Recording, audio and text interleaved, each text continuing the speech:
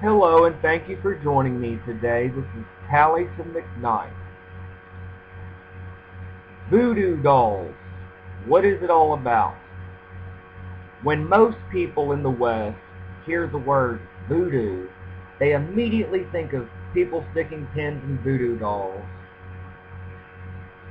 They just think of magic. If they do think of religion, it's like animal sacrifice. There are a lot of misconceptions and misinformation about voodoo.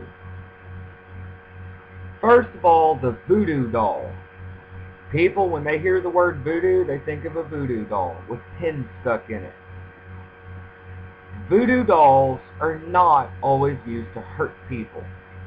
Voodoo dolls are not about sticking pins in a doll.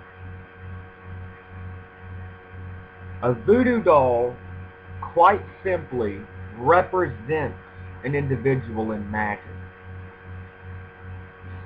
Voodoo dolls could be used for healing. It could be used to bring prosperity and good luck. Voodoo dolls could be used to bring love into someone's life. Basically, a voodoo doll or a gree-gree is quite simply represents a person in magic. So if a relative is sick and dying in the hospital, you could create a doll of that person, a voodoo doll, and you could do a healing spell to heal that person, heal the sick, feed the hungry, things like that. Someone that's lonely and wants some love in their life, bring love to them.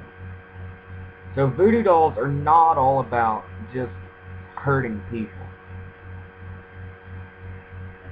As with any religion, there are darker elements. Some practitioners may use a voodoo doll to stick pins in it and hurt people. Some people do. But that is not the religion as a whole.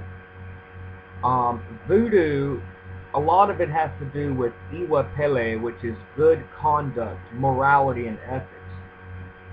Voodoo is about serving the divine and their concept of it. Voodoo is about reaching the divine, and a lot of it has to do with being a good person. Now, there is a difference between a hungan, a mambo, and a bakur. A voodoo priest is called a hungan. A voodoo priestess is called a mambo, or mamba. A bakur means sorcerer, and that's someone that does darker magic, darker stuff. And a bakur does not represent the face of voodoo dolls. So voodoo dolls are often used to heal, to feed the hungry, things like that. Now, if you ask about these darker elements of voodoo, it's simply because of human nature. Anytime you have magic and there's human nature involved, there's going to be some bad shit. People, when they go to someone that does voodoo and pays them money, a lot of times the people make bad requests. Now, animal sacrifice. That's another misconception, is animal sacrifice. Animal sacrifice is not practiced all that much in the United States, in Louisiana Voodoo. A lot of people don't even do animal sacrifice. Now, where they do it, they cook the animal and eat it afterwards. Now, if you take a poor community, if you go to Haiti, where people are poor, they don't have much money. The common man doesn't have much money, they're poor. They don't get to eat meat all that often. Now, when they sacrifice a chicken and cook it and have a communal meal, then those people get to eat meat. So in poor countries, these people get a chance to come together as a community and eat meat and have a meal. So when they do sacrifices in voodoo, they eat the animal.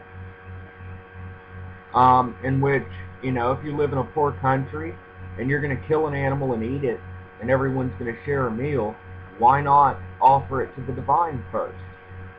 So this is just to cover some misconceptions. In particular, I wanted to cover the whole idea of voodoo dolls. Anyways, thank you for joining me, and once again, this is Taliesin McKnight, y'all. Have a great day.